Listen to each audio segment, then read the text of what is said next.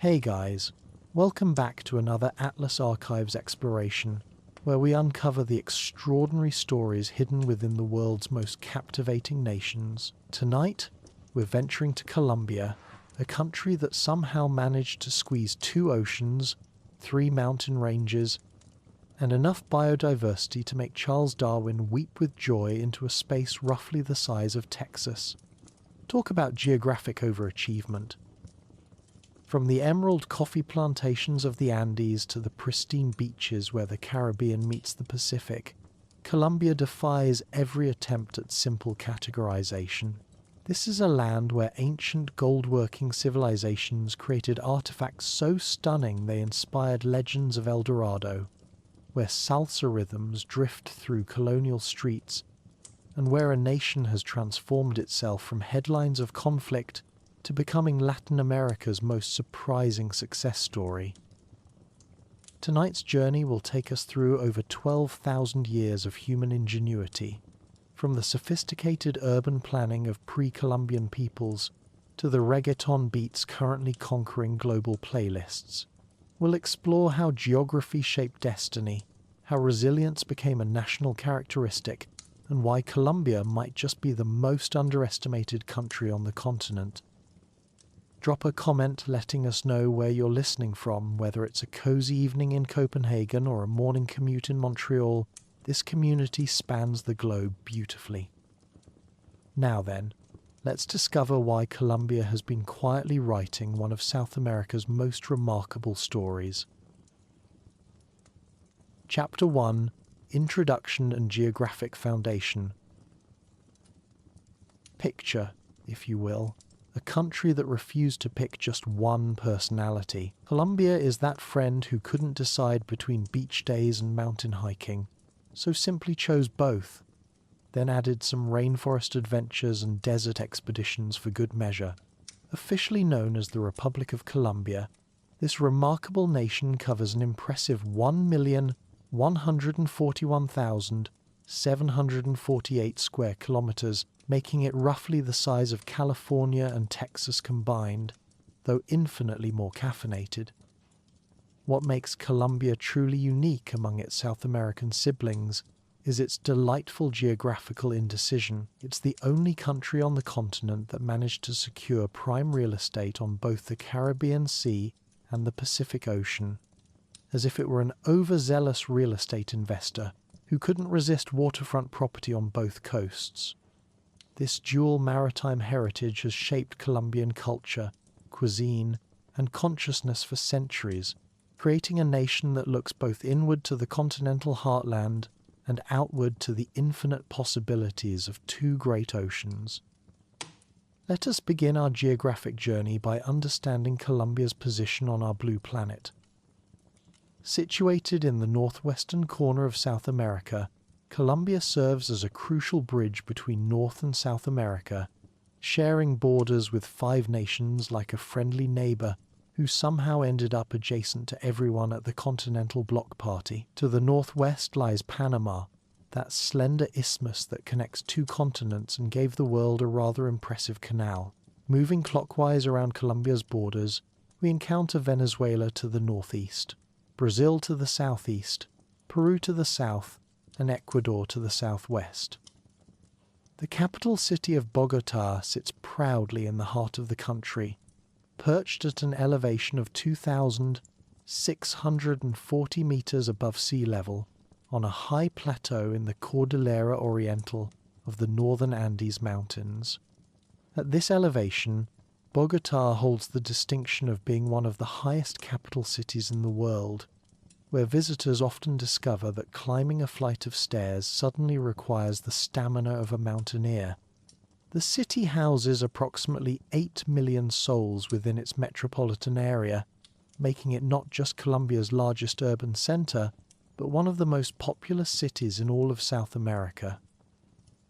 Now, dear listeners, prepare yourselves for a geographical revelation that might just rearrange your understanding of South American topography. Colombia is not simply a country with mountains. It's a country that the Andes Mountains decided to make their grand finale. As these mighty peaks travel northward from their birth in the southern reaches of the continent, they reach Colombian territory and, in an act of geological showmanship, split into three distinct mountain ranges, like a mighty river branching into multiple streams. These three cordilleras, as they're known in Spanish, run roughly parallel from southwest to northeast, creating a landscape so dramatic it makes other mountain ranges look positively modest. The Cordillera Occidental, or Western Range, runs closest to the Pacific coast.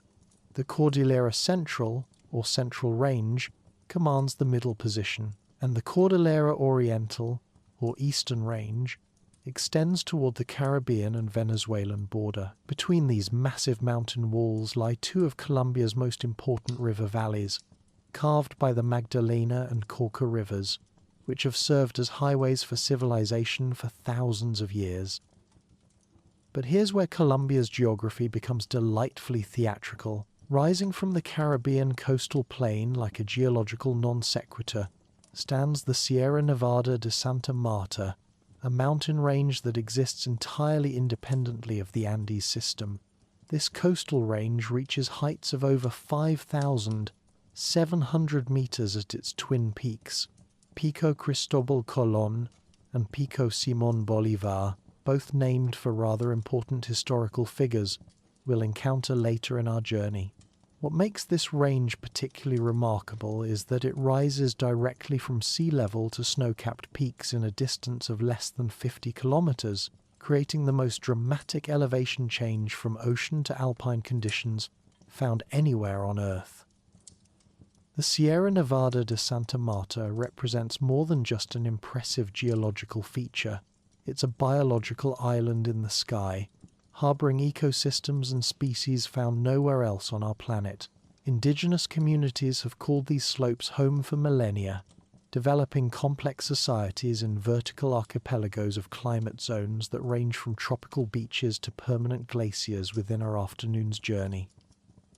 Colombia's commitment to geographical diversity extends far beyond its mountainous spine. To the east of the Cordillera Oriental stretches a vast realm of plains and rainforests that comprises more than half of the country's territory but houses less than 3% of its population. This region, known as the Llanos in the north and Amazonia in the south, represents Colombia's connection to the great river systems that define much of South America.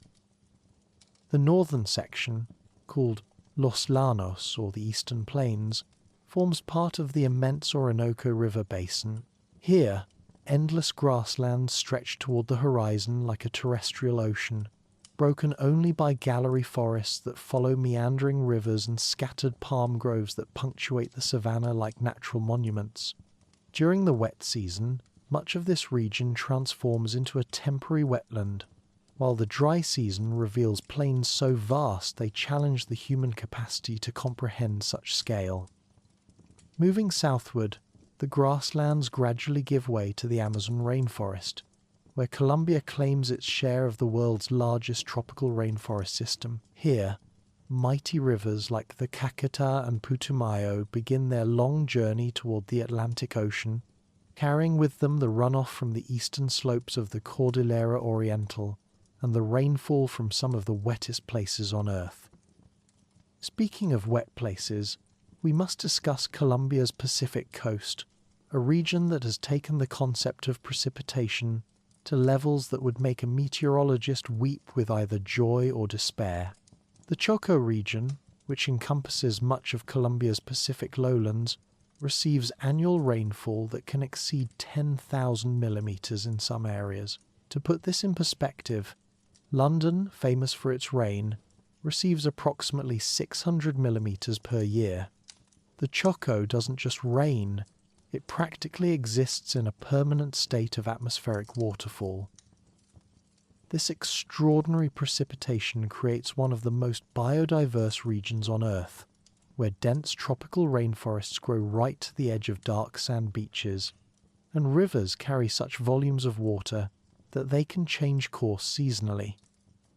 The isolation created by mountains on one side and ocean on the other has made the Pacific coast a refuge for both biological and cultural diversity, home to Colombia's largest Afro-Colombian populations and indigenous communities that have maintained their traditional ways of life despite centuries of external pressures.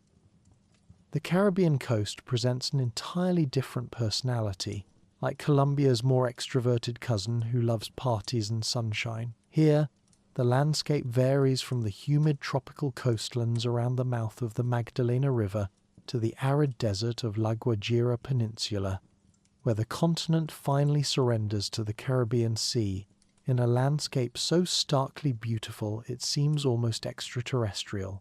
The Wayuu people of La Guajira have adapted to this harsh environment with remarkable ingenuity, creating a culture that thrives in conditions that would challenge the most resourceful desert peoples of other continents.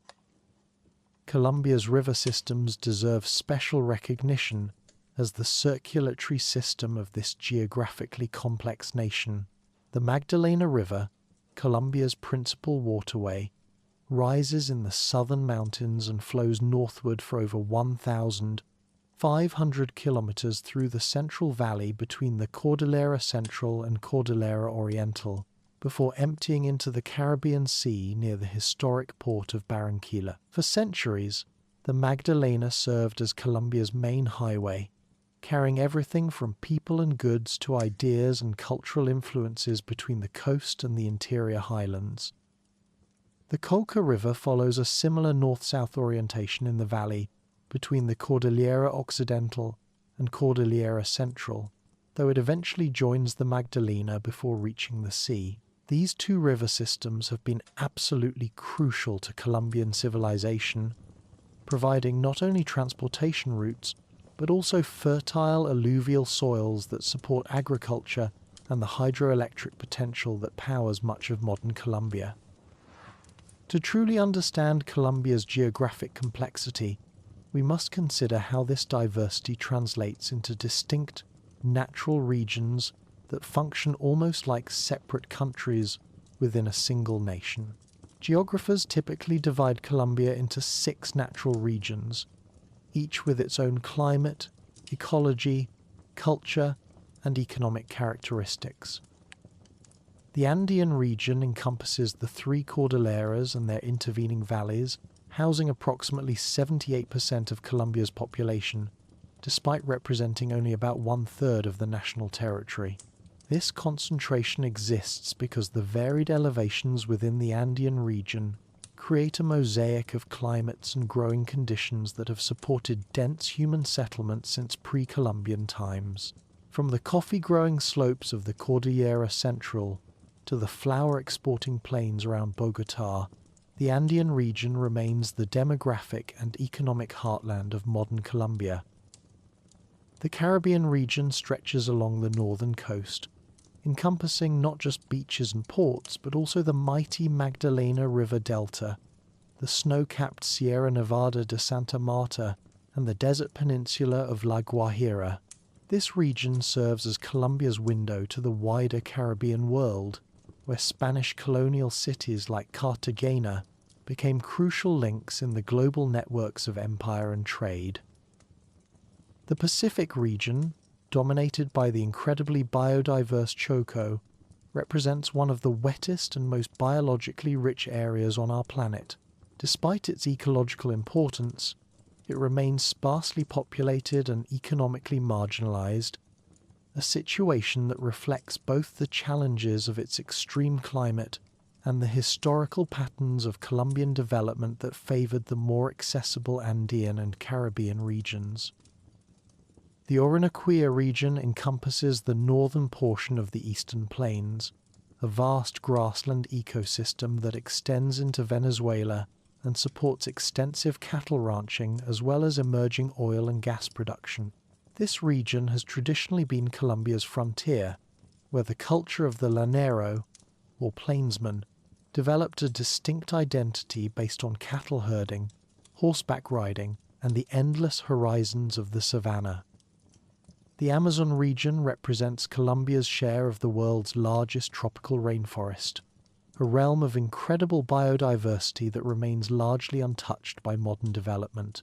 Here, indigenous communities continue to practice traditional ways of life while serving as guardians of ecosystems that play crucial roles in global climate regulation and biological conservation. Finally, the insular region comprises Colombia's island territories in both the Caribbean Sea and Pacific Ocean. The Caribbean islands of San Andres and Providencia, located closer to Nicaragua than to mainland Colombia, preserve a unique Anglo-Caribbean culture with English-speaking populations whose roots trace back to British colonial times. Meanwhile, the Pacific islands of Malpelo and Gorgona serve primarily as biological reserves and research stations, protecting marine ecosystems of extraordinary richness.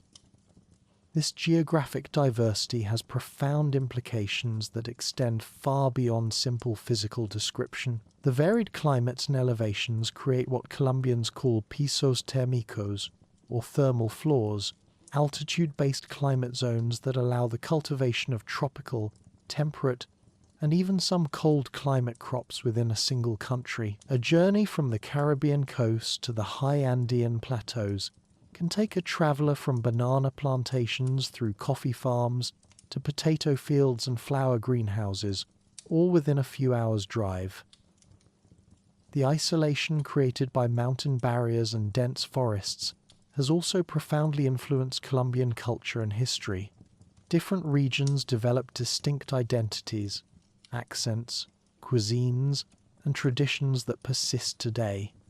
The proud costeños of the Caribbean coast speak and dance differently than the reserved Cachenos of Bogotá, while the Paisas of Antioquia have developed their own distinctive culture centered on coffee cultivation and business innovation. As we conclude this geographic foundation, dear listeners, we leave you with the image of a country that is really many countries sharing a single flag. Colombia's extraordinary physical diversity has created a nation where a person can wake up to the sound of Caribbean waves, drive through cloud forests where coffee beans ripen slowly in the cool mountain air, and fall asleep to the sounds of the Amazon rainforest, all within a single day's journey. This geographic complexity will serve as the stage for the remarkable human drama that we'll explore in the sections ahead, where indigenous civilizations, Spanish conquistadors, independence heroes, and modern Colombians have all grappled with the challenges and opportunities presented by one of the most diverse landscapes on Earth. Chapter 2: Pre-Columbian Civilizations. Long before the first European sailor glimpsed the Caribbean horizon, long before the sound of Spanish hooves echoed through Andean valleys, Colombia pulsed with the heartbeat of sophisticated civilizations that had mastered the art of living in harmony with their diverse landscapes. For thousands of years, indigenous peoples had been writing their own chapters in the story of human achievement, creating societies so advanced that Spanish chroniclers struggled to comprehend their complexity. The earliest inhabitants of what we now call Colombia arrived during the great human migration that populated the Americas, with archaeological evidence placing their presence as far back as 12,500 years ago at sites like El Abra, near present-day Bogotá. These were not primitive wanderers stumbling through unknown territory, but sophisticated hunter-gatherers who quickly recognized the extraordinary potential of their new homeland.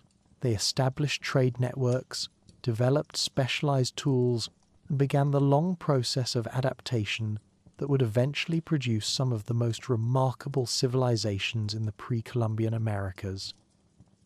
By the first millennium before the Common Era, these early communities had undergone a transformation as dramatic as a caterpillar becoming a butterfly, though thankfully with less time spent in cocoons and more time spent building impressive societies.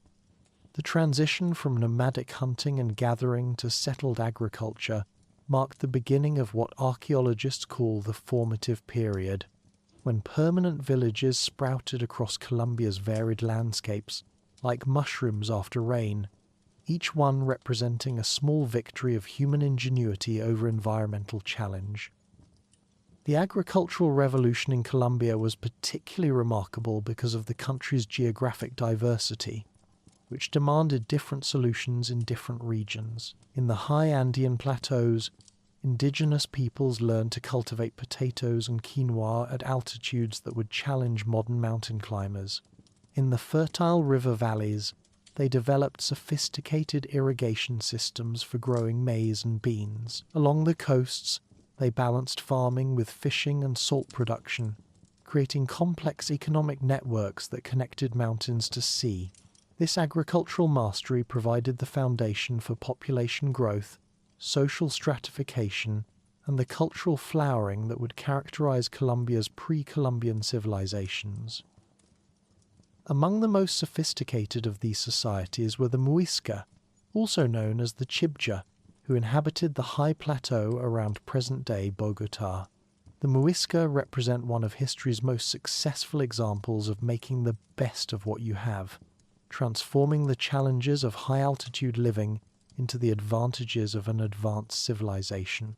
Living at elevations where most people today would require oxygen supplements for a morning jog, the Muisca developed a complex society that thrived for over 1,000 years. The Muisca Confederation, which flourished from approximately 600 to 1600 of the Common Era, was organized around two main political centers, the Zipa, based in Bogotá, present-day Bogotá, and the ZAC, centered in Hunza, now known as Tunja. This dual leadership structure created a balance of power that prevented any single ruler from dominating the entire confederation, while fostering healthy competition that drove innovation and cultural development. Think of it as a political system designed by people who understood that putting all your eggs in one basket is rarely a good idea, especially when those eggs are made of gold. The foundation of Muisca prosperity was their mastery of high-altitude agriculture. On the cool, fertile soils of the Bogotá Plateau, they developed sophisticated farming techniques that allowed them to support a population estimated at over 1 million people, making their territory one of the most densely populated regions in pre-Columbian South America. They cultivated maize, potatoes, quinoa, and beans using raised field systems called tar, which provided excellent drainage during the rainy season and retained moisture during drier periods. These agricultural innovations were so effective that Spanish chroniclers marveled at the productivity of Muisca farms, noting that the indigenous farmers could achieve multiple harvests per year. But the Muisca were not content to be merely successful farmers. They were also master traders who turned their geographic position into a commercial advantage. The key to their trading empire was salt, which they produced from brine springs in places like Zipaquirá, Nemocon, and Tausa. Salt production was exclusively the domain of Muisca women, who had developed techniques for extracting and purifying salt that were so advanced they continued to be used well into the colonial period. The Muisca traded their salt throughout the northern Andes, exchanging it for cotton from warmer lowlands, coca leaves from the eastern slopes, gold from distant mines, and emeralds from the valleys east of their territory.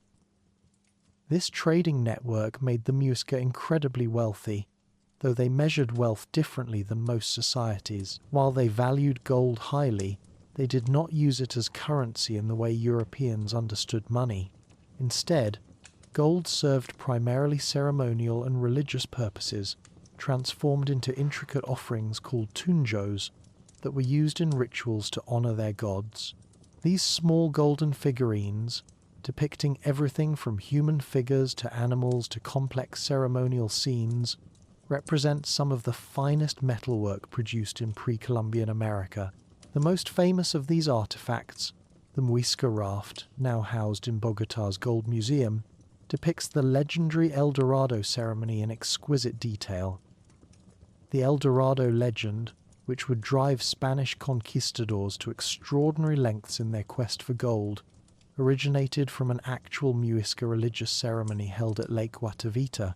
When a new Zipa was invested with authority, He would undergo a ritual purification that culminated in his being covered with gold dust and ferried to the center of the sacred lake on a ceremonial raft. There, surrounded by his nobles and priests, the golden ruler would make offerings of gold and emeralds to the lake's deities, before diving into the cold waters to wash away the gold dust, symbolically emerging as a legitimate leader, blessed by the gods. The ceremony was so spectacular that Spanish chroniclers, hearing second-hand accounts, became convinced that there must be an entire city made of gold somewhere in the Colombian highlands. Muisca religious beliefs were as sophisticated as their political and economic systems, centered around a complex cosmology that saw the universe as a carefully balanced system of opposing forces. They worshipped a supreme creator god named Chimanigagua, along with numerous other deities associated with the sun, moon, water, and earth. Their calendar was based on precise astronomical observations, and they built temples and ceremonial centers aligned with important celestial events. The Muisca understood that religion was not separate from daily life but woven into every aspect of existence, from farming cycles to trading expeditions to political decisions. The Tairona civilization flourished from approximately 200 to 1600 of the Common Era in the Sierra Nevada de Santa Marta. Unlike the Muisca village settlements, the Tairona built impressive stone cities that clung to steep mountain slopes like architectural miracles defying gravity. The most famous Tairona settlement, known today as Ciudad Perdida or the Lost City, was called Tairona by its inhabitants, meaning origins of the peoples of the earth. Founded around 800 of the Common Era, Tairona consisted of over 160 terraces carved into the mountainside, connected by stone stairways and drainage systems. The city could house up to 8,000 inhabitants, making it larger than many European cities of the same period. The Tairona were master engineers who developed sophisticated techniques for constructing terraces that could withstand torrential rains and earthquake tremors. Their buildings channeled rainwater efficiently while creating microclimates that supported both urban living and agriculture. Like the Muisca, the Tairona were exceptional metalworkers who created sophisticated goldwork using tumbaga, an alloy of gold and copper that allowed them to create larger objects while maintaining the lustrous appearance prized for ceremonies. Beyond the highland civilizations of the Muisca and Tairona, Colombia's diverse geography supported numerous other indigenous societies, each adapted to specific environmental conditions and each contributing unique innovations to the pre-Columbian cultural mosaic. In the valleys of the Cauca River, between the western and central Andean ranges, the Quimbaya people developed a goldworking tradition so refined that Spanish conquistadors initially assumed their artifacts must have been made by European craftsmen.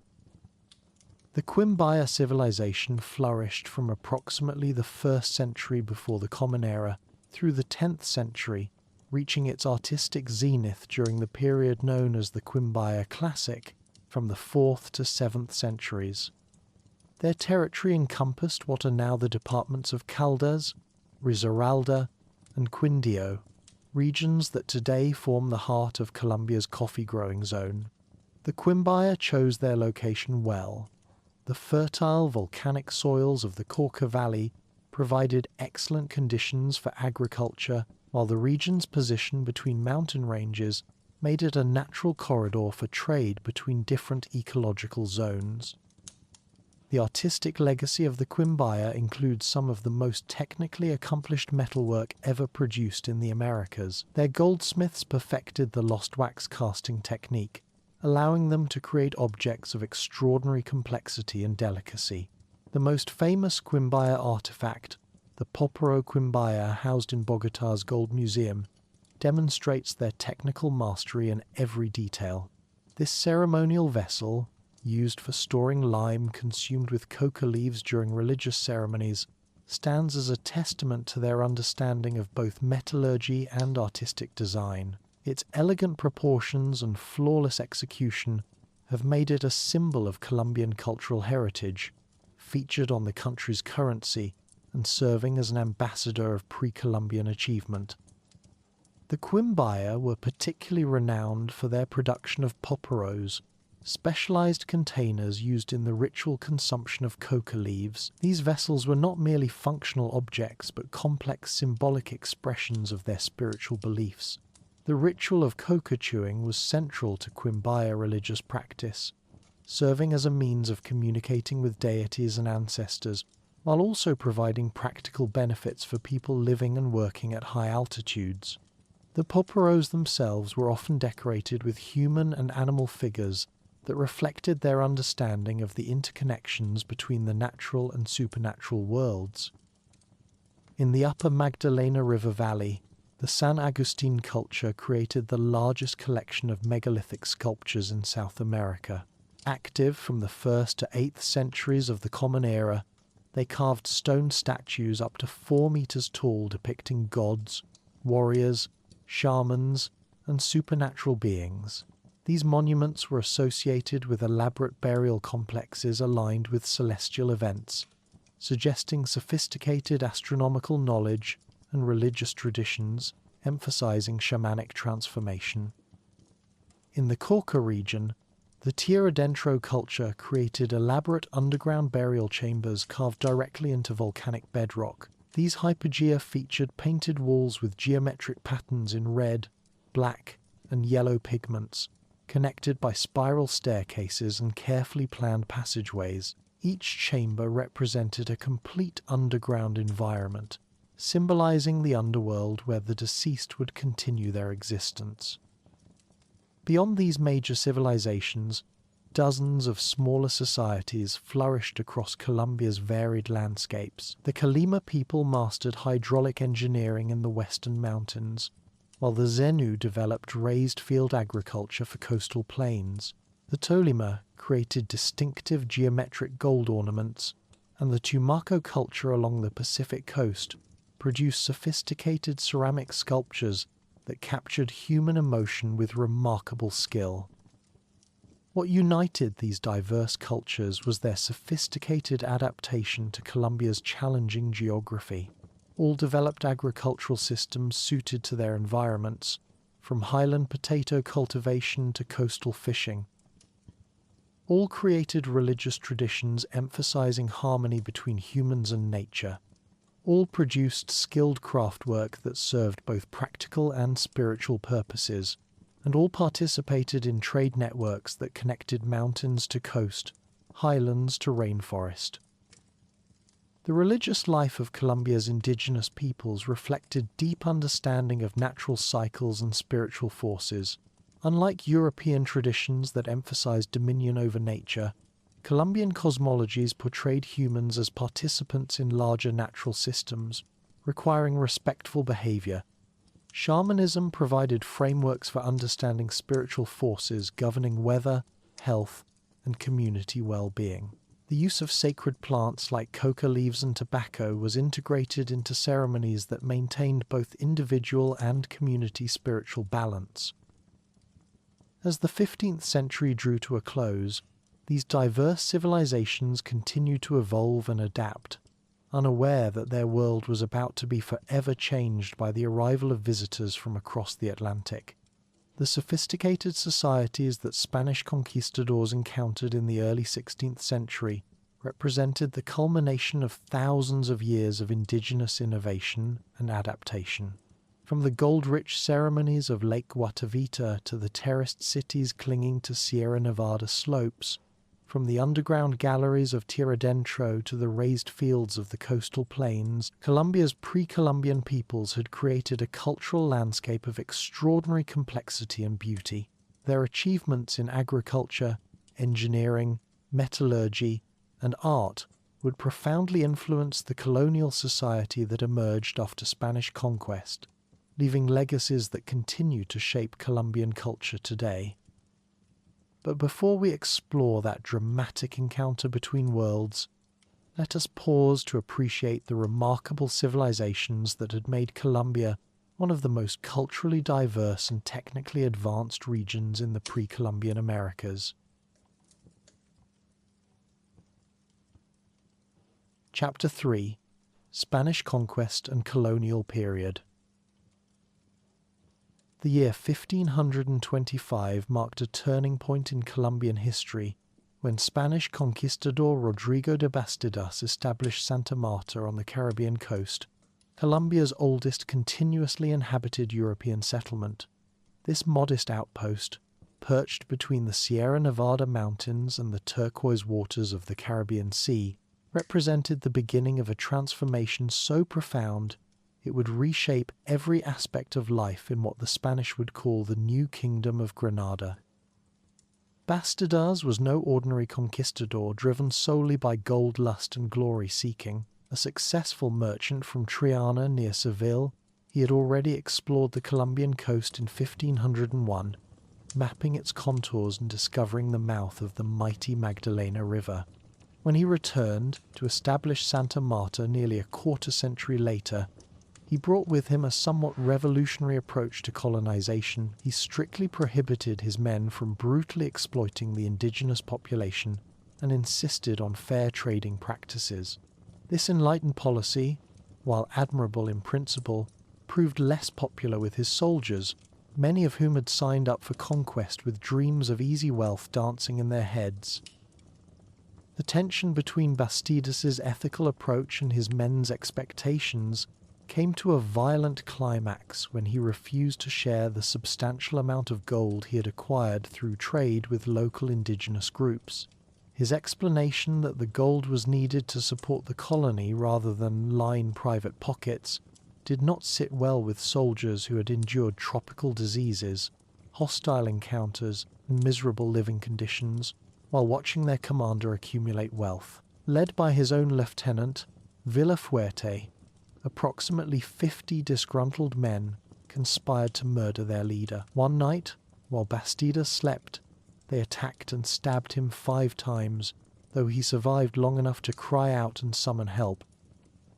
Seriously wounded and lacking adequate medical facilities in the primitive settlement of Santa Marta, Bastidas attempted to sail to Santo Domingo for treatment, but rough weather forced him to land in Cuba, where he died from his wounds in 1527.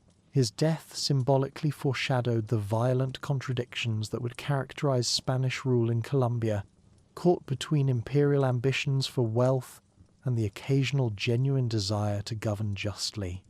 Santa Marta survived its founder's demise and grew into an important launching point for subsequent expeditions into the Colombian interior.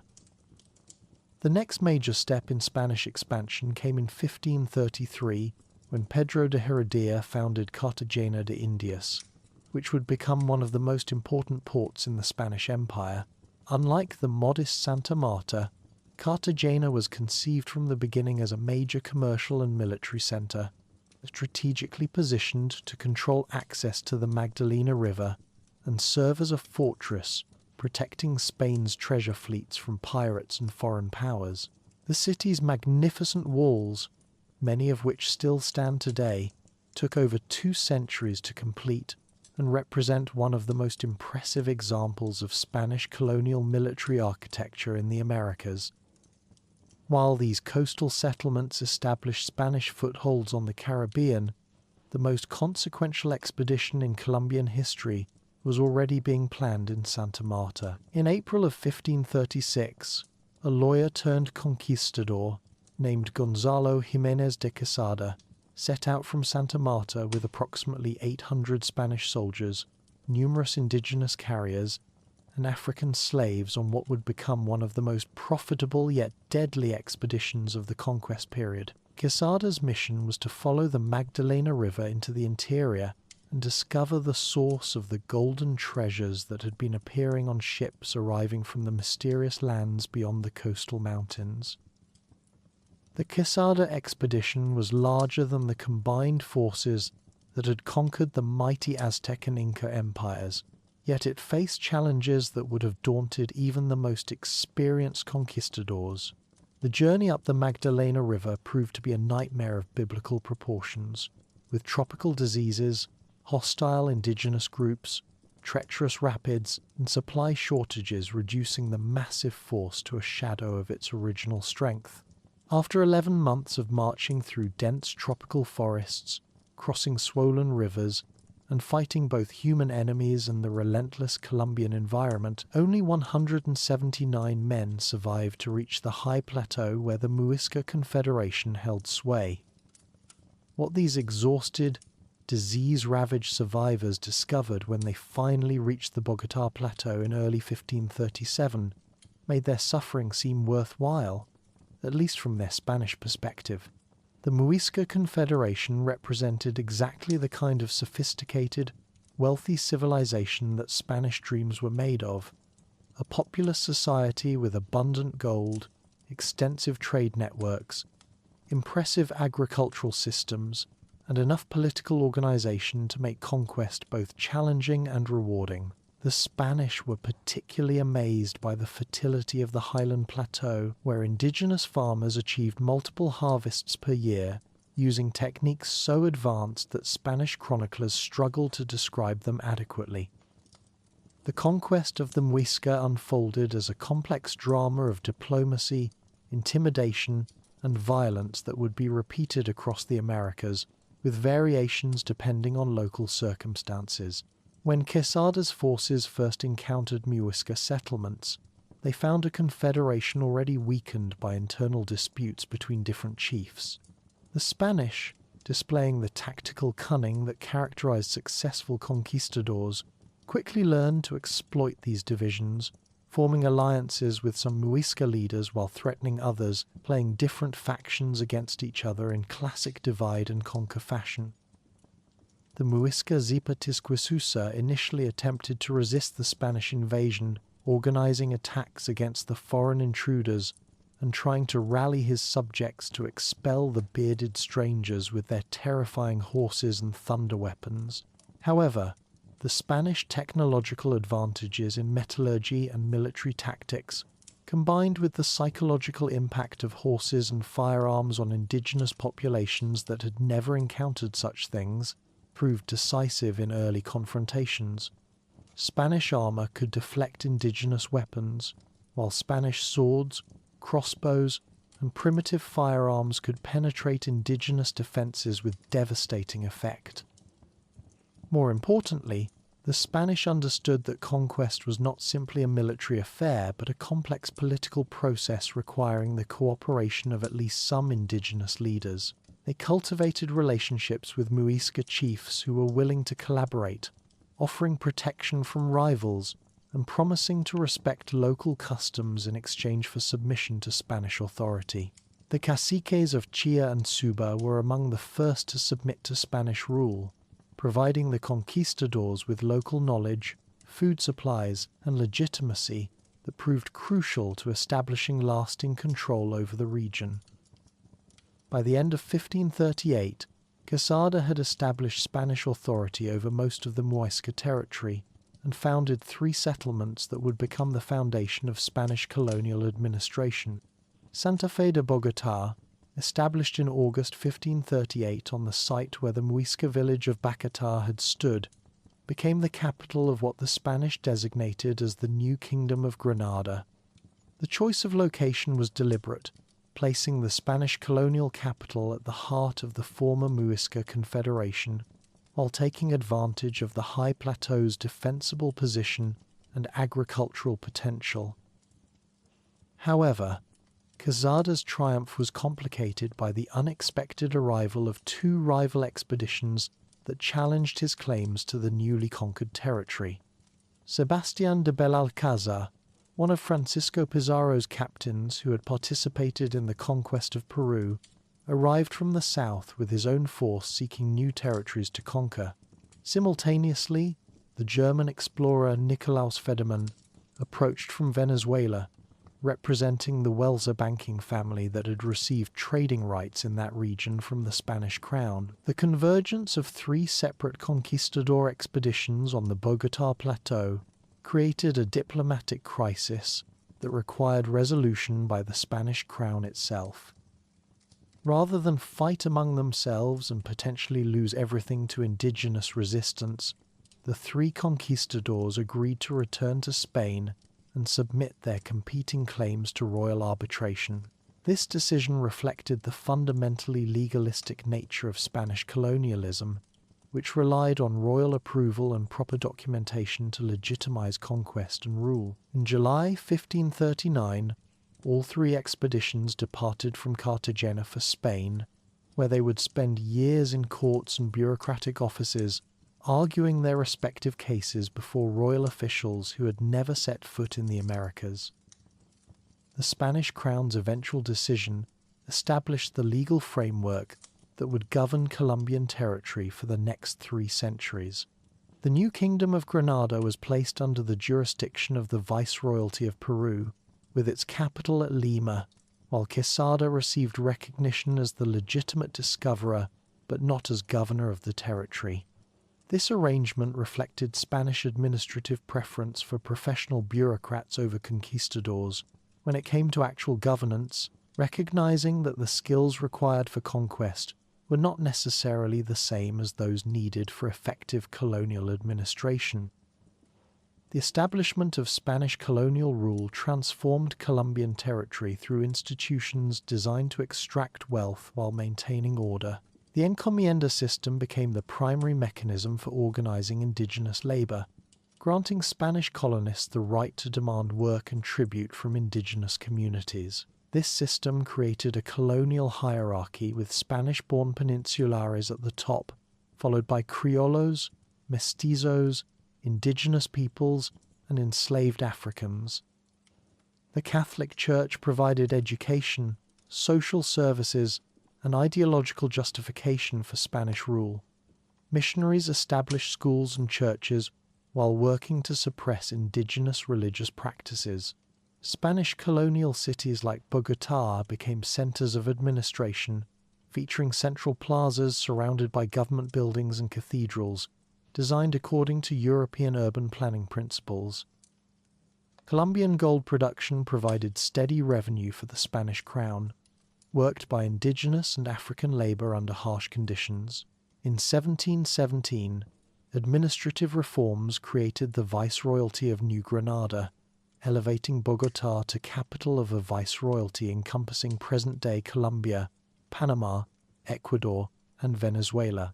This marked a period of cultural flowering, with Bogotá emerging as a major center of Spanish-American learning and administration.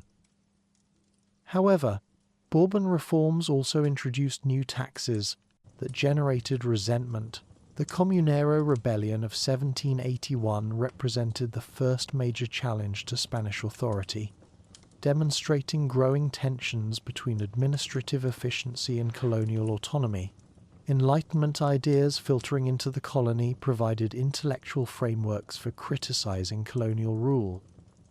The Napoleonic invasion of Spain in 1808 created a crisis of legitimacy that would ultimately lead to the collapse of Spanish rule in Colombia. When French armies captured the Spanish king Ferdinand VII and placed Napoleon's brother Joseph on the Spanish throne, colonial subjects faced the dilemma of deciding whether to remain loyal to a captive king, accept French rule, or establish autonomous governments to protect their interests during the imperial crisis. On July 20th, 1810, a dispute over a flower vase in Bogotá's central market escalated into the revolutionary movement that Colombians commemorate as their Independence Day. This seemingly trivial incident, involving a Spanish merchant's refusal to lend a vase to criollos organizing a party, became the spark that ignited years of accumulated grievances against Spanish rule. Revolutionary juntas throughout the Viceroyalty declared their autonomy from Spanish authority while initially maintaining the fiction of loyalty to the imprisoned Ferdinand VII. The first independence period, known to Colombians as the Patria Boba, or Foolish Fatherland, lasted from 1810 to 1816 and was characterized by political fragmentation, military campaigns, and ultimately Spanish reconquest. The revolutionaries' inability to unite behind a single government or military strategy allowed Spanish forces to regain control of most of the territory, leading to a period of repression that only strengthened colonial determination to achieve lasting independence. The definitive liberation of Colombia came through the military genius of Simón Bolívar, whose crossing of the Andes from Venezuela and victory at the Battle of Boyacá on August 7, 1819, marked the end of Spanish rule and the beginning of a new era in Colombian history. The colonial period that had begun with Rodrigo de Bastidas's modest settlement at Santa Marta 3 centuries earlier concluded with the collapse of the Spanish Empire and the emergence of independent nations across Latin America. Chapter 4: Independence and Gran Colombia Era. The destiny of northern South America was decided on a muddy battlefield near a small bridge over the Boyacá River on August 7, 1819, where Simón Bolívar's audacious gamble to liberate New Granada reached its dramatic climax. What had begun as one of the most daring military campaigns in history, involving an impossible march across the snow-capped Andes during the rainy season, concluded with a battle that lasted only 6 hours but changed the course of an entire continent. Bolívar's decision to attack New Granada, rather than continue the stalemate in Venezuela, represented military genius of the highest order, the kind of strategic thinking that separates great commanders from merely competent ones. While Spanish forces remained concentrated around the heavily fortified city of Caracas, expecting any patriot offensive to come from the expected direction, Bolívar conceived a plan so audacious that his own officers initially thought their commander had lost his mind. He would lead his army across the flooded llanos of Venezuela, then scale the Andes Mountains during the worst possible season, emerging in the Colombian highlands where Spanish defences were weakest. The march itself became a legend of human endurance and military determination. Beginning in late May 1819 from the Venezuelan plains, Bolívar led approximately 2,100 men, including Venezuelan llaneros, British legionnaires, and New Granadan volunteers, across terrain that would challenge a modern expedition equipped with GPS and weather forecasts. The rainy season had turned the llanos into vast lakes connected by treacherous muddy paths, while the Andes peaks were shrouded in freezing mists that could disorient even experienced mountain travellers. The crossing of the Páramo de Pisba, a high-altitude plateau where temperatures dropped below freezing even in summer, claimed hundreds of lives from exposure, altitude sickness, and exhaustion. Soldiers wrapped in inadequate clothing struggled through knee-deep snow while carrying weapons and supplies across terrain, where a single misstep could mean death. Horses died in such numbers that the expedition's effectiveness seemed doomed, yet Bolívar pressed forward with the determination of a man convinced that failure meant not just military defeat but the permanent enslavement of Spanish America.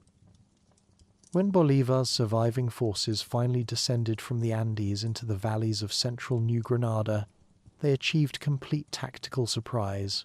Spanish commanders had deemed an attack from this direction impossible, leaving the approaches to Bogotá defended by scattered garrisons that were quickly overwhelmed by patriots who had crossed what the Spaniards considered an impenetrable natural barrier. The psychological impact of this achievement was as important as its military value, demonstrating to both patriots and royalists that Bolívar possessed either supernatural powers or a tactical brilliance that made him virtually invincible. The preliminary victories at Gamesa and Pantano de Vargas in July 1819 established Bolívar's control over the strategic corridors leading to the capital, while the capture of Tuña on August 5th placed his army between the main Spanish force and Bogotá. When Spanish Colonel José María Barrero attempted to outmaneuver the patriots and secure the road to the capital, he walked directly into the trap that Bolívar had prepared at the bridge over the Boyacá River. The Battle of Boyacá itself unfolded with mathematical precision, demonstrating how careful planning and tactical superiority could overcome numerical parity. The Patriot army of approximately 2,850 men faced a Spanish force of similar size. But Bolívar's troops were better positioned, better led, and fighting for a cause that inspired them to extraordinary courage. The battle began at 2 in the afternoon, when Spanish scouts reported Patriot positions overlooking the bridge, leading Spanish commanders to assume they faced only a small observation force that could be easily brushed aside. Instead, wave after wave of Patriot soldiers poured over the hills, their battle cries echoing across the valley as they charged towards Spanish positions that had been carefully scouted and targeted in advance. The British Legion, composed of veterans from the Napoleonic Wars who had volunteered for South American liberation, demonstrated their professional excellence by disrupting Spanish artillery positions before the cannons could be properly assembled and deployed. With their artillery neutralized and their formations disrupted by the ferocity of the Patriot assault, Spanish resistance collapsed with surprising speed. The surrender of Colonel Barrero and approximately 1,800 Spanish soldiers represented not just a military victory, but a symbolic triumph that announced the end of 3 centuries of Spanish rule in northern South America. When a 15-year-old Patriot soldier named Pedro Pascasio Martinez refused Barrero's attempt to bribe him and instead delivered the Spanish commander to Bolívar personally, he embodied the generational change that liberation represented. The passing of power from a European colonial system to a new generation of Americans determined to control their own destiny. 3 days later, on August 10th, Bolívar rode into Bogotá through crowds of celebrating residents who had watched their Spanish viceroy, Juan de Salmano, flee the capital upon receiving news of the disaster at Boyacá. The scene that greeted the liberator would have satisfied the most romantic revolutionary.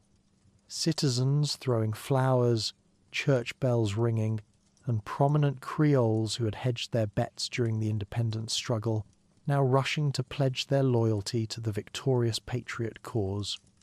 Bolívar established a provisional government, with his trusted lieutenant Francisco de Paula Santander as vice president, recognizing that military victory was only the beginning of the more complex challenge of creating stable republican institutions. The victory at Boyacá reverberated throughout Spanish America, like thunder from a summer storm, inspiring independence movements from Mexico to Argentina, and convincing European observers that Spanish colonial rule was entering its final phase. More immediately, the triumph in New Granada provided Bolívar with the resources and momentum necessary to complete his continental liberation campaign. Colombian gold, manpower, and strategic position would prove crucial to the subsequent victories at Carabobo in Venezuela, Pichincha in Ecuador, and ultimately Junín and Ayacucho in Peru.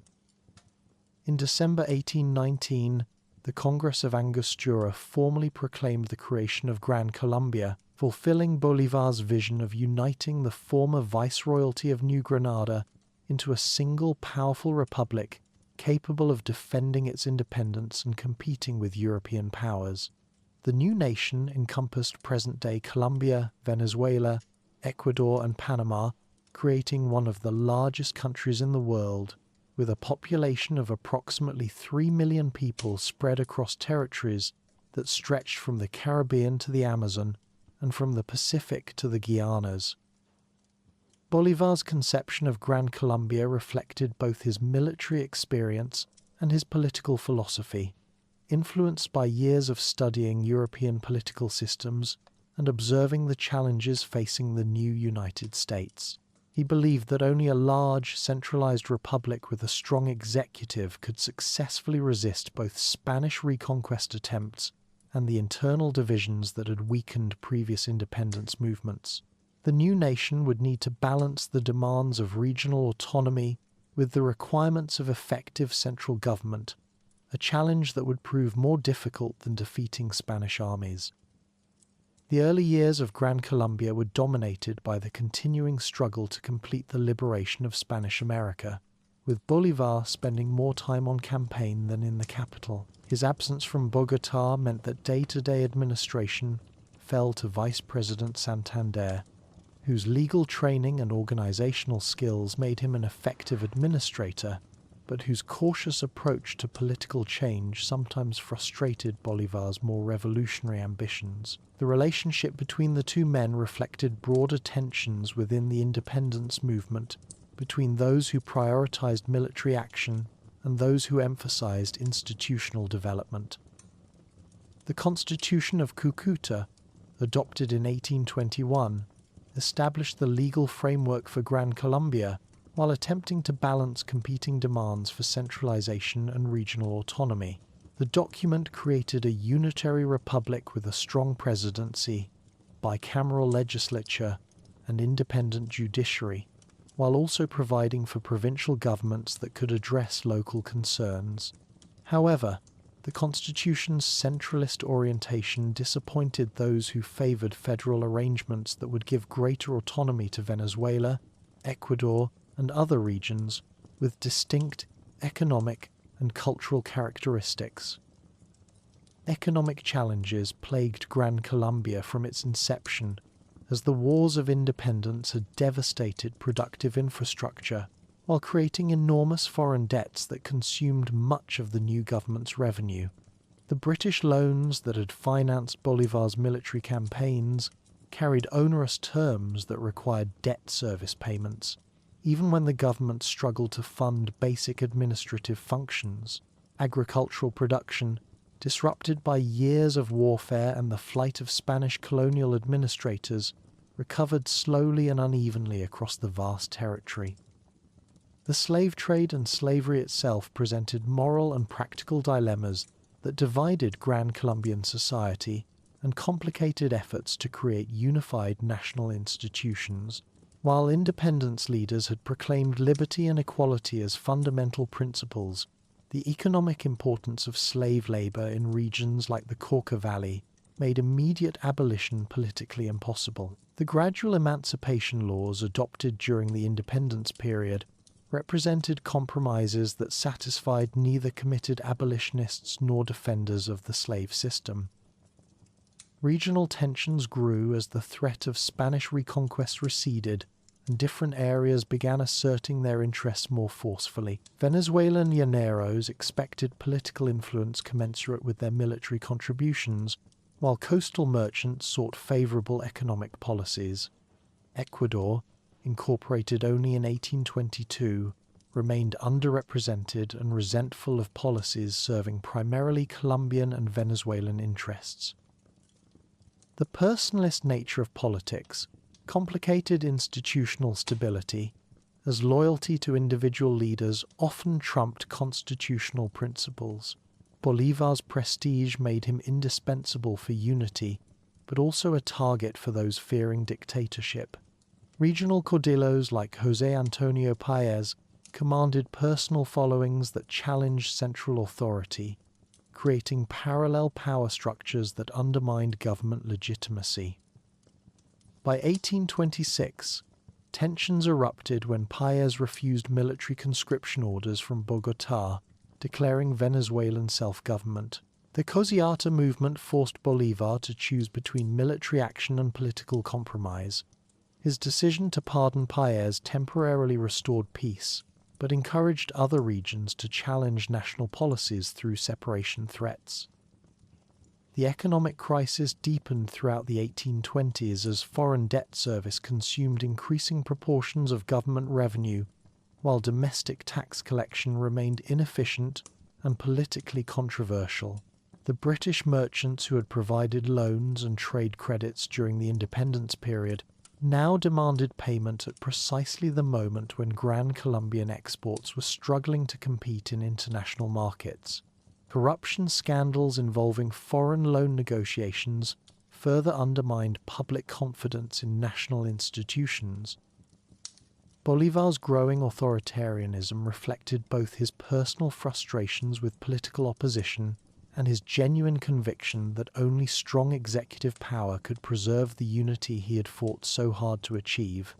His proposals for lifetime presidencies and enhanced executive powers, inspired partly by his admiration for the British constitutional monarchy, struck many contemporaries as betrayals of republican principles that threatened to establish a new form of tyranny. The assassination attempt against Bolívar in September 1828 by radical opponents convinced him that compromise with his critics was impossible. The Convention of Ocaña in 1828 represented the last serious attempt to resolve Gran Colombia's constitutional crisis through negotiation rather than force.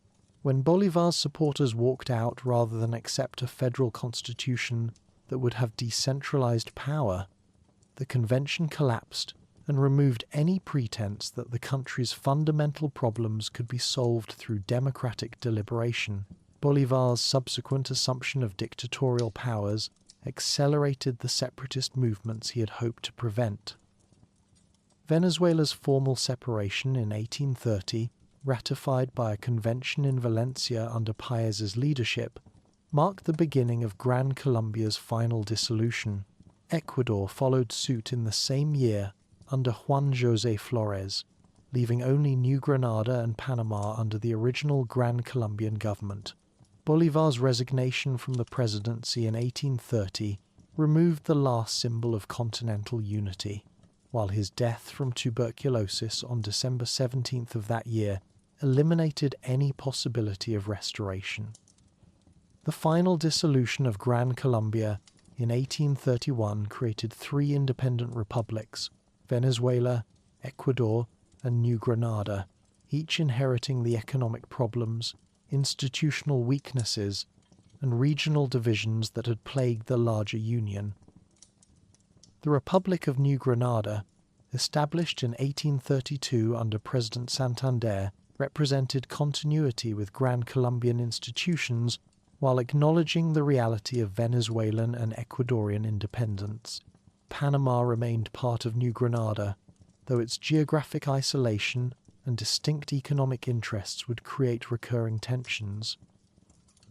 The legacy of Gran Colombia's rise and fall would influence Colombian political development for generations, establishing patterns of regional conflict, cordilleras politics, and institutional instability that persisted well into the 20th century. Yet the achievements of the Gran Colombian period, particularly the complete liberation of northern South America from Spanish rule and the establishment of republican institutions, represented genuine progress toward the goals that had inspired the independence movement. The dream of continental unity that died with Bolívar would resurface periodically in later integration efforts, testifying to the enduring appeal of his vision, even as practical politics made its realization impossible. Chapter 5: Modern Political History. The dawn of the Republic of New Granada in 1832 seemed to promise a fresh start for Colombian territory, with Francisco de Paula Santander's capable administration attempting to build stable institutions from the wreckage of Gran Colombia's dissolution.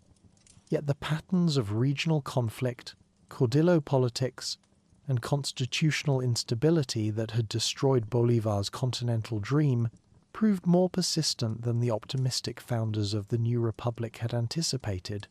What followed was a century and a half of political turbulence so intense it would make Colombian history a byword for conflict, yet also produce moments of remarkable resilience and democratic innovation. The 19th century unfolded as a series of civil wars between conservative and liberal parties, whose ideological differences seemed to justify any level of violence in pursuit of political control. The War of the Supremes from 1839 to 1842, the civil wars of 1851, 1860 to 1862, and finally the catastrophic War of 1,000 Days from 1899 to 1902 established a pattern where political disputes regularly escalated into armed conflicts that devastated the countryside and weakened governmental institutions. These 19th century conflicts established the conservative-liberal divide as the fundamental organizing principle of Colombian political life, a division so profound it transcended mere policy disagreements to become almost tribal in character. Conservatives championed centralized government, close ties between church and state, and protection of traditional social hierarchies, While liberals advocated federalism, separation of church and state, and broader social modernization, families identified with one party or the other across generations, creating political loyalties that resembled religious faith more than rational policy preferences. The turn of the 20th century brought modest hopes for political stabilization under conservative hegemony, which lasted until 1930, but the global economic crisis that began in 1929 destabilized Colombian politics, just as it disrupted societies worldwide. The liberal victory in 1930 initiated what became known as the Liberal Republic, a period of reform that included labor protections, educational expansion, and limited land redistribution, but also generated conservative resentment that would eventually explode into unprecedented violence. The events of April 9th, 1948 transformed Colombian political conflict from electoral competition into existential warfare, when popular liberal leader Jorge Eliezer Gaitan was assassinated on a Bogotá street corner while walking to lunch.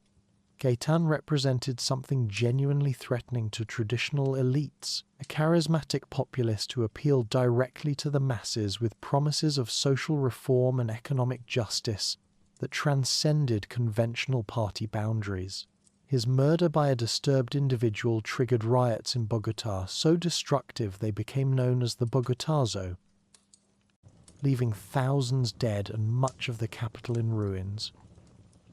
More importantly, news of Gaitan's assassination ignited a rural civil war that would be remembered as La Violencia, a conflict so brutal and comprehensive it claimed over 200,000 lives between 1948 and 1958. Unlike previous Colombian civil wars that had been primarily political conflicts between organized armies representing competing parties, La Violencia became a social war that pitted neighbors against neighbors, destroyed entire communities, and displaced millions of people from their homes. The conservative government of Mariano Ospina Perez responded to liberal protests with increasingly repressive measures, using police and military forces to suppress opposition, while conservative paramilitaries attacked liberal communities in rural areas. The Liberal Party, finding legal political participation impossible under such conditions, encouraged armed resistance that quickly spread throughout the countryside. What began as partisan political conflict evolved into something approaching genocidal violence, as both sides committed atrocities that shocked even experienced observers of Colombian politics. The extreme cruelty that characterized La Violencia became a subject of continuing study for Colombians, trying to understand how their society had descended into such barbarism. Victims were not simply killed, but tortured, dismembered, and mutilated in ways designed to terrorize entire communities. Techniques of violence were given names that entered common usage, reflecting the systematization of brutality that distinguished this conflict from earlier civil wars. The psychological impact of such violence extended far beyond immediate victims to traumatize entire regions and generations. Conservative President Laureano Gómez, who took office in 1950 after liberals boycotted elections they considered illegitimate, intensified rather than reduced the violence through authoritarian measures that resembled European fascism more than traditional Colombian conservatism. Gómez's attempts to draft a corporatist constitution and his open admiration for Franco's Spain alienated moderate conservatives while convincing liberals that compromise was impossible. His excesses ultimately provoked Colombia's first military coup of the 20th century, when General Gustavo Rojas Pinilla seized power in 1953. Rojas Pinilla initially offered hope for ending La Violencia through amnesty programs and populist policies that appealed to war-weary Colombians regardless of party affiliation. His administration achieved some success in reducing rural violence while pursuing ambitious infrastructure projects and supporting women's suffrage, but the general's authoritarian tendencies and family corruption eventually alienated both conservative and liberal leaders. By 1957, a bipartisan coalition had formed to force his resignation and restore civilian rule. The National Front Agreement signed in 1957 represented a remarkable example of elite political learning, as conservative and liberal leaders recognized that their mutual antagonism threatened to destroy Colombian democracy entirely. The accord established a power-sharing arrangement that would alternate the presidency between the two parties, while dividing all government positions equally between conservatives and liberals for 16 years, effectively removing political competition from Colombian electoral politics. While the National Front succeeded in ending la violencia and restoring political stability, it also created new problems that would plague Colombian democracy for generations. By excluding all political movements outside the traditional two parties, the system denied representation to emerging social forces, including urban workers, peasant organizations, and leftist intellectuals who found no voice within the conservative-liberal duopoly. This exclusion would eventually contribute to the emergence of revolutionary guerrilla movements that rejected electoral politics in favor of armed struggle. The National Front's institutionalized bipartisanship, while ending immediate violence, essentially froze Colombian political development by preventing new ideas, leaders, and movements from challenging the established order through legitimate democratic means. The Revolutionary Armed Forces of Colombia, known as the FARC, emerged in 1964 from liberal peasant self-defense groups that had survived la violencia in remote regions. Initially composed of communist peasants displaced during the violence, FARC evolved into a Marxist-Leninist organization committed to overthrowing the Colombian state. Their strongholds in peripheral regions where government presence was minimal allowed them to develop parallel institutions and recruit among marginalized rural populations who saw little benefit from the National Front's exclusionary political arrangements. The National Liberation Army, or ELN, formed around the same time but drew inspiration from the Cuban Revolution, developing urban intellectual leadership while maintaining rural operational bases. Unlike FARC's gradual growth from peasant self-defense, ELN was founded by students and intellectuals who had studied in Cuba and returned determined to replicate Che Guevara's revolutionary strategy in Colombian conditions. Their tactics emphasized spectacular operations designed to attract media attention and inspire popular uprising against what they viewed as an oligarchic state, serving foreign and elite interests. The 1970s and 80s witnessed the emergence of powerful drug cartels that transformed Colombia into the world's primary cocaine source while corrupting institutions and generating unprecedented violence. Colombia's role in international drug trafficking began with marijuana exports but shifted to cocaine as Mexican interdiction efforts pushed trafficking routes through Colombian territory in the mid-1970s. The Medellin cartel, led by Pablo Escobar, pioneered narco-terrorism techniques that combined enormous wealth with direct challenges to state authority through his philosophy of plata o plomo, accept bribes or face assassination. Escobar's wealth reached extraordinary levels, with his organization operating private armies and sophisticated networks, while getting him elected to Congress in 1982 before criminal connections forced his expulsion. The cartel's influence extended throughout Colombian society, from slum neighborhoods where Escobar built housing and sports facilities to elite circles where cartel money financed political campaigns.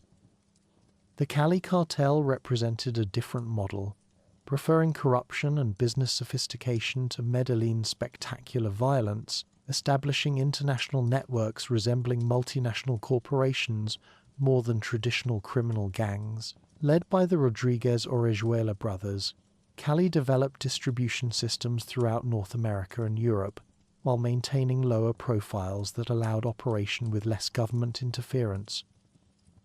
The election of Álvaro Uribe, in 2002 marked a decisive shift toward military confrontation, with guerrilla groups implementing a security strategy, combining massive military spending increases with controversial paramilitary cooperation. Uribe's democratic security policy achieved significant tactical successes against FARC and ELN while reducing kidnapping and urban terrorism, but at the cost of human rights violations and further societal militarization. President Belisario Betancourt's attempts to negotiate peace with guerrilla groups during the 1980s, founded partly because of cartel violence and partly because of opposition from military and paramilitary forces.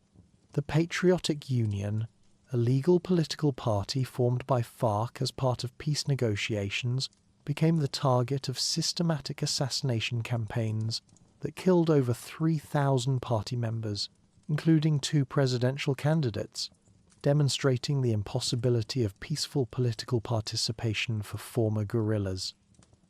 The storming of the Palace of Justice in 1985 by M19 guerrillas and the military's violent recapture that killed most Supreme Court justices symbolized the breakdown of legal institutions under pressure from multiple armed actors.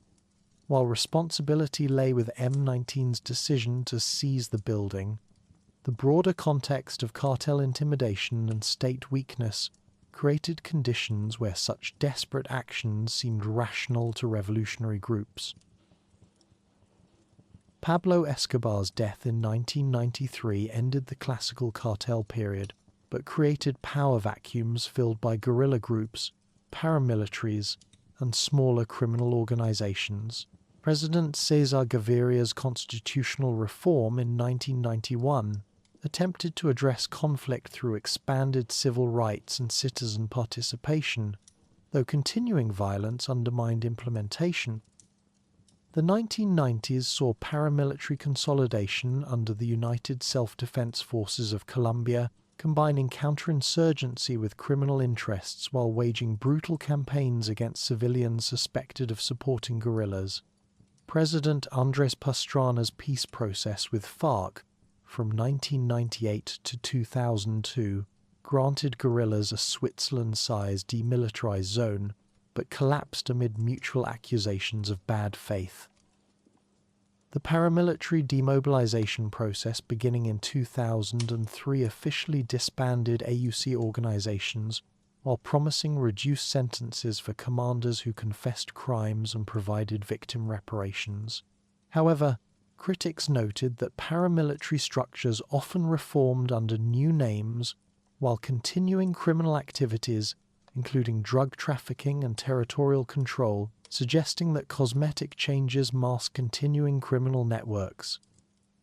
President Juan Manuel Santos's decision to pursue peace negotiations with FARC beginning in 2010 surprised many observers given his background as Uribe's defense minister, but reflected growing recognition that military victory was impossible, and negotiated settlement offered the only path to ending decades of conflict. The Havana talks focused on rural development, political participation, drug trafficking, victims' rights, and ceasefire implementation. The final peace agreement signed in 2016 provided detailed frameworks for FARC's transformation into a legal political party, while addressing structural issues that had fueled conflict for generations. The Accord's emphasis on transitional justice, including truth-telling and victim reparations, reflected international best practices adapted to Colombian conditions. However, the narrow defeat of the peace agreement in a national referendum demonstrated deep divisions within Colombian society over addressing conflict's legacy. Although subsequently modified and approved by Congress, implementation faced challenges, including inadequate funding, continued violence in former FARC territories, and political opposition from sectors preferring military solutions. The assassination of hundreds of former combatants and social leaders since the peace agreement's signature has highlighted the persistence of violent actors fundamentally opposed to peaceful political participation suggesting that Colombia's long and extraordinarily complex struggle with political violence continues despite formal peace accords, as the resilient nation continues working steadily and determinedly toward a truly inclusive and peaceful democratic future. Chapter 6: Contemporary Colombia.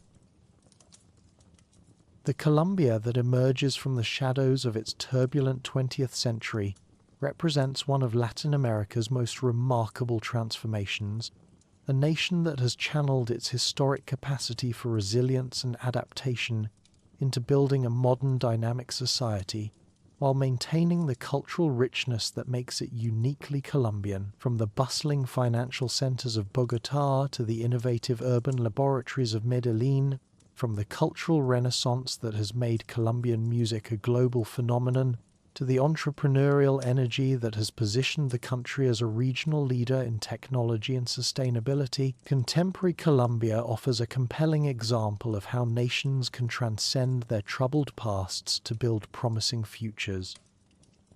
The economic transformation of Colombia since the turn of the millennium has been particularly striking, with the country establishing itself as Latin America's fourth largest economy and demonstrating remarkable stability even during global financial crises. The Colombian economy has diversified far beyond its traditional dependence on coffee, gold, and oil to encompass thriving service sectors, advanced manufacturing, and innovative technology industries that position the nation as a regional hub for business and investment. Tourism has emerged as one of Colombia's most dynamic economic sectors, generating more foreign exchange than traditional exports like coffee, flowers, and bananas combined. The country welcomed nearly 7 million international visitors in 2024, representing a 35% increase since 2019, as travelers discovered Colombia's extraordinary biodiversity, pristine Caribbean and Pacific coastlines, vibrant cities, and warm hospitality. The transformation of Colombia's international image, from a place associated primarily with conflict to a must-visit destination for cultural and ecological tourism, represents one of the most successful rebranding efforts in recent Latin American history. The coffee cultural landscape of Colombia, centered in the departments of Caldas, Quindío, and Risaralda, exemplifies how traditional economic activities can adapt to contemporary market demands while preserving cultural authenticity. Coffee cultivation remains crucial for over 500,000 Colombian families, representing 22% of the country's agricultural gross domestic product, but the industry has successfully repositioned itself around quality rather than quantity, with Colombian specialty coffee commanding premium prices in international markets. The development of coffee tourism has created additional revenue streams for rural communities, while educating visitors about the sophisticated agricultural practices and cultural traditions that produce some of the world's finest coffee. Colombia's emergence as a global cultural powerhouse has been equally dramatic, with Colombian musicians, filmmakers, artists, and designers achieving international recognition that has fundamentally changed perceptions of Latin American creativity. The reggaeton revolution that began in Medellin has conquered global music charts, with artists like J Balvin, Maluma, Karol G, and Bad Bunny transforming what was once considered a niche Caribbean genre into the dominant sound of contemporary Latin pop. These artists have not simply exported Colombian music, but have created new hybrid forms that blend traditional rhythms like cumbia and vallenato with global pop sensibilities, creating a uniquely Colombian contribution to world music. Shakira's extraordinary career trajectory illustrates Colombia's cultural influence, from her early fusion of Colombian folk music with rock and pop to her role as a global ambassador for Latin American culture, performing at World Cups and Super Bowls while maintaining deep connections to her Barranquilla roots. Her success opened doors for subsequent generations of Colombian artists who have found international audiences eager to discover the rhythmic complexity and emotional depth of Colombian musical traditions.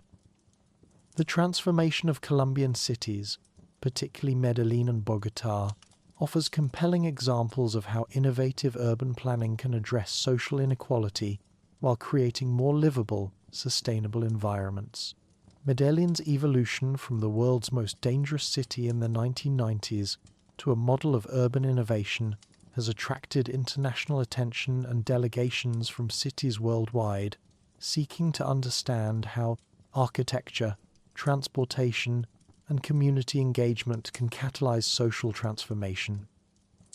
The Medellin Metro cable system, which connects hillside informal settlements to the city centre through an elegant network of cable cars, demonstrates how innovative transportation solutions can provide more than mobility.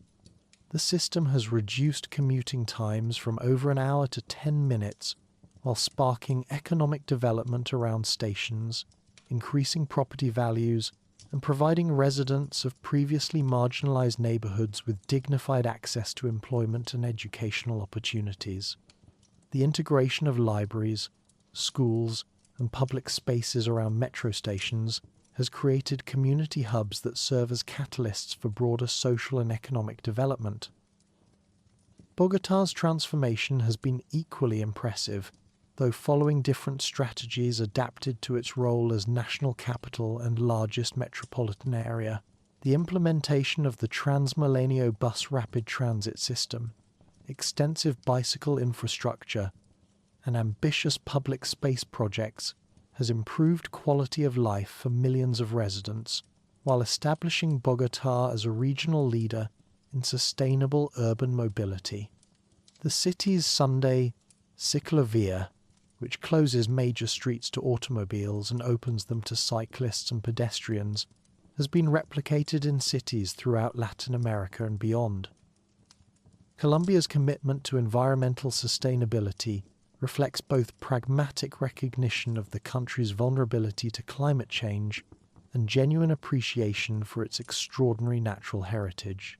As the world's second most biodiverse nation, Colombia contains ecosystems ranging from Amazon rainforests to Paramo highlands, supporting an estimated 10% of global species diversity within less than 1% of the Earth's land surface.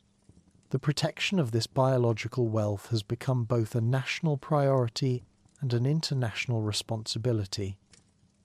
The peace agreement with FARC has opened previously inaccessible regions to scientific research and ecotourism, revealing new species and ecosystems while creating economic incentives for conservation. The development of sustainable tourism in areas like the Choco rainforest, the Sierra Nevada de Santa Marta, and the Amazon basin provides alternative livelihoods for communities that might otherwise depend on illegal crop cultivation or resource extraction.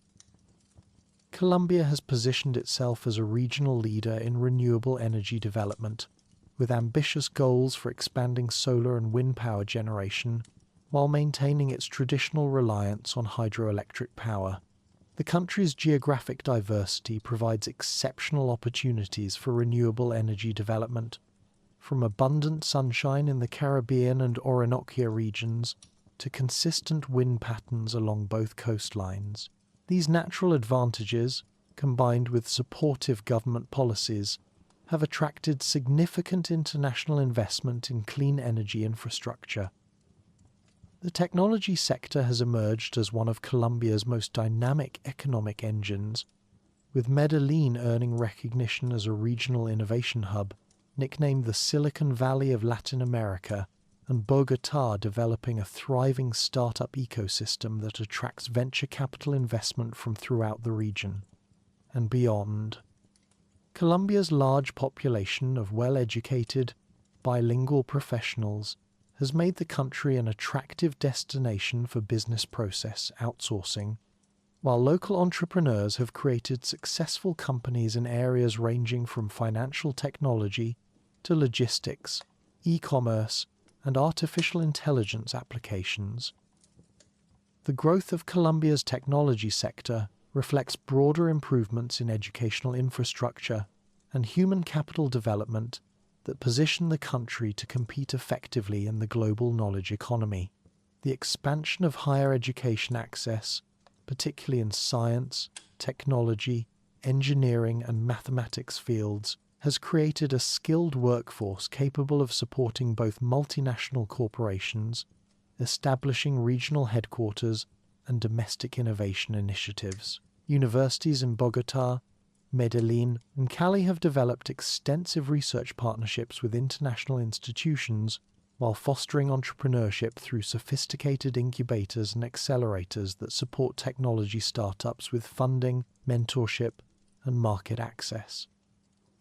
Colombia's integration into global markets through free trade agreements with the United States, European Union, and Pacific Alliance partners has opened new opportunities for Colombian exporters, while attracting foreign direct investment that reached record levels in 2023. The country's membership in the Organization for Economic Cooperation and Development, achieved in 2020, represents international recognition of Colombia's commitment to democratic governance, rule of law, and sustainable development. The creative industries have become another pillar of Colombia's economic diversification, with Colombian fashion designers, filmmakers, visual artists, and cultural producers gaining international recognition while contributing significantly to the country's soft power influence and cultural diplomacy. Colombian telenovelas and films have found enthusiastic audiences throughout Latin America, Spain, and increasingly in North American and Asian markets, while Colombian fashion weeks in Bogotá and Medellín attract international buyers and showcase the sophisticated design talent emerging from Colombian fashion schools and independent ateliers.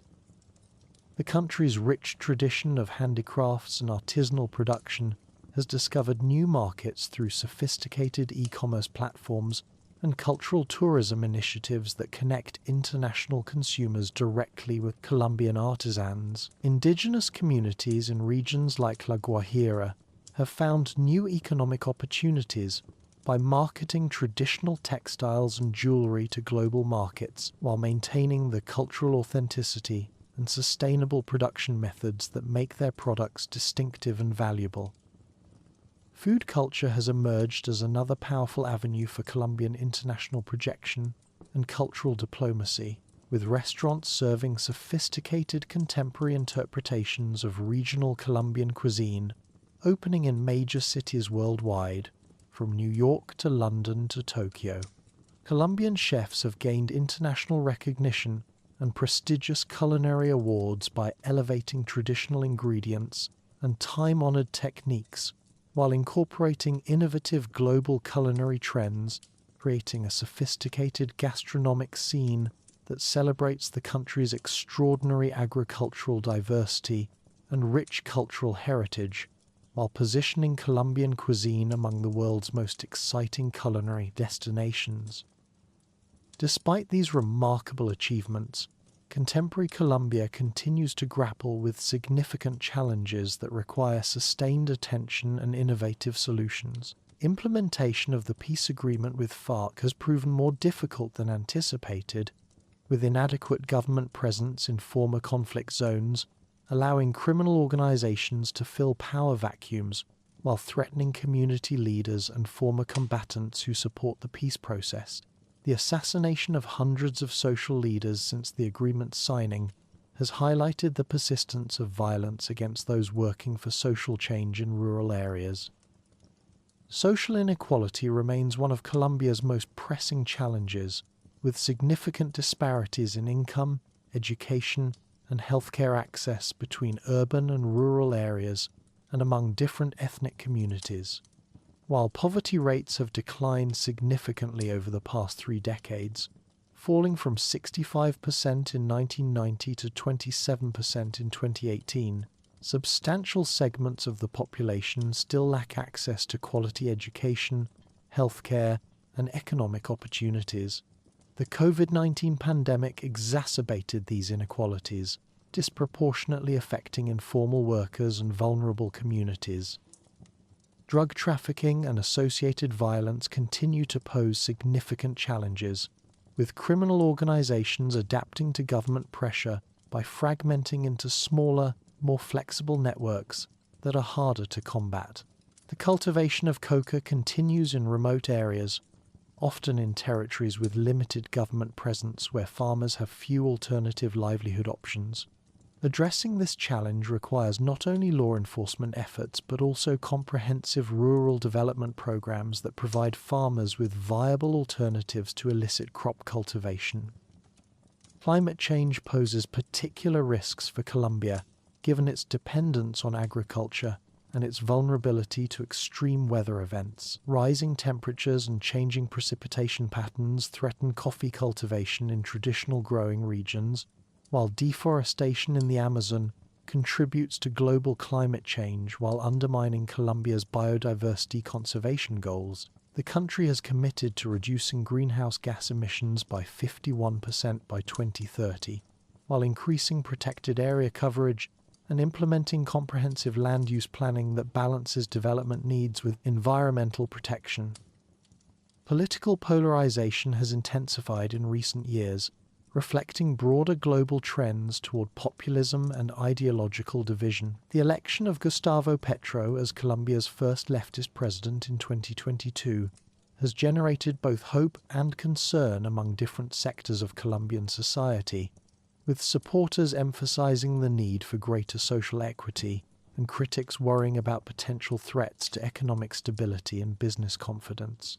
The success of Colombian democracy will depend on the ability of different political forces to find common ground and work together to address the country's challenges.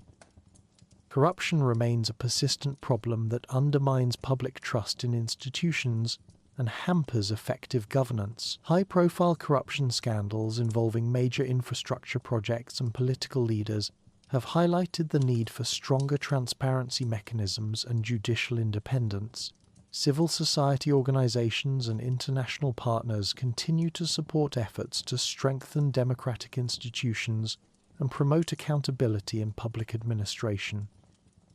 Looking toward the future, Colombia's prospects appear promising but will require sustained commitment to addressing structural challenges while building on recent achievements. The country's young, educated population provides a solid foundation for continued economic growth and social development. Colombia's strategic location, natural resources, and cultural dynamism position it well to capitalize on emerging opportunities in areas like renewable energy, sustainable tourism, and knowledge-based industries. The success of Colombia's peace process will largely determine whether the country can finally overcome the cycles of violence that have constrained its development for generations. Effective implementation of peace agreements requires not only political will, but also sustained investment in rural development, institution building, and reconciliation programs that address the root causes of conflict. International support and domestic consensus will be essential for achieving the comprehensive peace that has long eluded Colombian society. Colombia's experience offers valuable lessons for other countries seeking to overcome conflict while building inclusive, sustainable development models. The country's combination of democratic resilience, cultural creativity, and entrepreneurial energy provides a foundation for continued progress, though success will require addressing persistent inequalities and strengthening institutions capable of delivering justice and opportunity for all Colombians.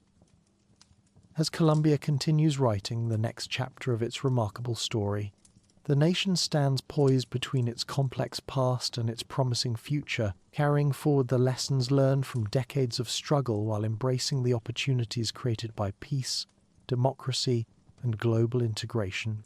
The transformation of Colombia from a country primarily known for conflict to one celebrated for its cultural contributions, natural beauty, and innovative solutions to urban and social challenges represents one of the most inspiring examples of national renewal in the contemporary world. Whether this transformation can be sustained and deepened will depend on the continued commitment of Colombians to build a more equitable, peaceful, and prosperous society that honours both its rich heritage and its boundless potential.